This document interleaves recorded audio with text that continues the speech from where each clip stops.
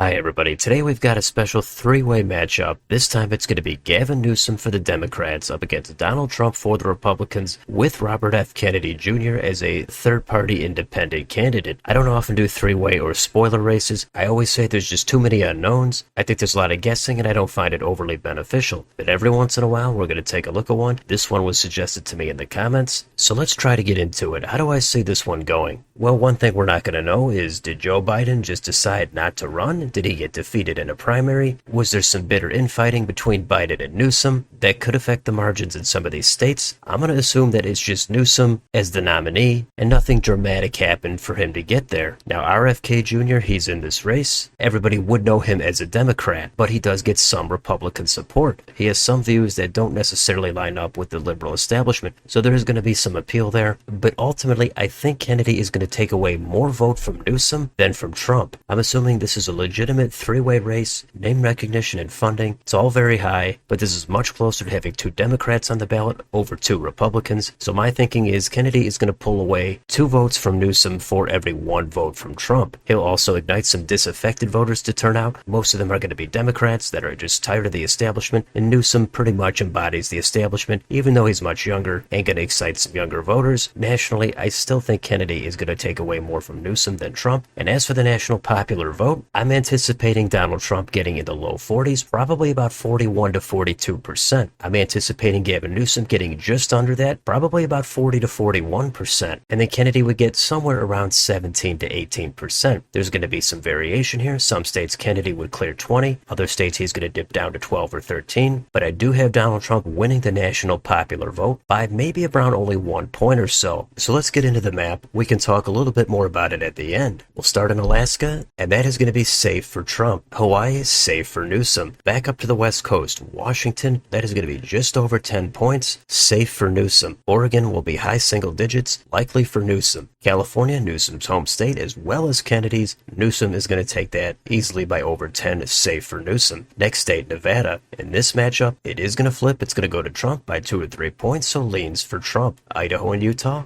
red states, still easily over 10, safe for Trump. Down in Arizona, that's going to flip. It's going to go red, pretty close to a likely margin, but I kept it at a lean for Trump. Montana and Wyoming, the margins are going to be a little bit reduced for Trump, but they're still super red. It's not going to change. They're going to go safe for Trump. Colorado is going to get down under 10. It's going to go likely for Newsom. New Mexico will get down to just under 5 points, leans for Newsom. North Dakota, South Dakota, safe for Trump. Nebraska at large, safe for Trump. The 2nd district, that is going to be extremely close. Could go either way. I do have it going to Newsom by a tilt margin. Kansas over 10, safe for Trump. Oklahoma, safe for Trump. Down in Texas, that could go likely, but I do have it just clearing 10, maybe 10.5 points, safe for Trump. Let's go up to Minnesota. That is going to get down under 5, leans for Newsom. Iowa, safe for Trump. Missouri, Arkansas, Louisiana, again, red states, safe for Trump. Now we go back up to Wisconsin, pivotal swing state. In this matchup, due to the split vote, it's going to go for Trump by a lean margin. Illinois, low double digits, safe for Newsom. Over to Michigan, again, it's going to flip. It's going to go to Trump by a lean margin. Indiana, safe for Trump. Kentucky, Tennessee, Mississippi, Alabama, safe for Trump. Down to Florida. This is going to be high single digits. It could even get over 10, but I'm going to keep it at a high, likely for Trump. One state north to Georgia. That is going to go red again for Trump by a lean margin. South Carolina, safe for Trump. North Carolina, that's going to go over 5 this time, and it's going to go likely for Trump. Let's go up to Ohio. That's going to clear 10. It's going to go safe for Trump. West Virginia, very safe for Trump. Now we can jump up to the corner, Maine at large. That's going to go just under 5, leans for Newsom. 1st district, safe for Newsom. 2nd district, just over 10, safe for Trump. Let's go next door to New Hampshire. That's going to get much closer, but it's still going to go leans for Newsom. Now we have the blue states of Vermont, New York, Massachusetts, Connecticut, Rhode Island, New Jersey, Delaware, Maryland, and Washington, D.C. Those margins are going to get much closer. New Jersey is the closest to getting to likely, but that is still going to be about 10 to 11 points, and all those are safe for Newsom. How about Pennsylvania? That's going to be similar to Michigan, similar to Wisconsin. It's going to flip. Trump's going to win it by a lean margin. The last state is Virginia. Northern Virginia, they're going to come out for Newsom. Because of the split vote, it's going to get much closer, but it is still going to go to Newsom by a lean margin. And there's your final map. That's 312 for Donald Trump, 226 for Gavin Newsom, 0 for Robert F. Kennedy Jr. This time, Kennedy is the spoiler. He takes away a good chunk of the vote, getting more than 15 or 16% nationally, but 2/3 of that is going to hurt Newsom. Trump flips all the states he lost in 2020. He gets Oregon and Colorado down to a likely, Minnesota, New Hampshire, and Virginia down to a leans, bumps up North Carolina to a likely, Iowa, Ohio, and Texas go up to safe. This is a pretty good night for Trump. He does about 3 to 4 points better than he did in 2020. It's anyone's guess how this would actually go. Kennedy is a complete wild card, and if he ran an independent third-party campaign, who knows what would really happen, but my take is that it would hurt the Democrat much more than the Republican. Even though Trump is going to lose some votes to Kennedy, Newsom is going to lose more. This would be a higher turnout election. Some new and low propensity voters would turn out for Kennedy, but he doesn't have a chance to win this election. He doesn't really even have a chance to win any of these states. At least that's how I see it going at this point. If we got to see all three of them in some debates, maybe they could change things. One other thing to mention is I think most people would view this as two Democrats running against Trump. The media would certainly recognize that Kennedy would be a spoiler, and they would relentlessly smear Kennedy. They would want him out of this race no matter what. They do not want to see Trump win. Meanwhile, Newsom would get favorable coverage, but it would be the opposite for Kennedy. He would really have to navigate a hostile media environment,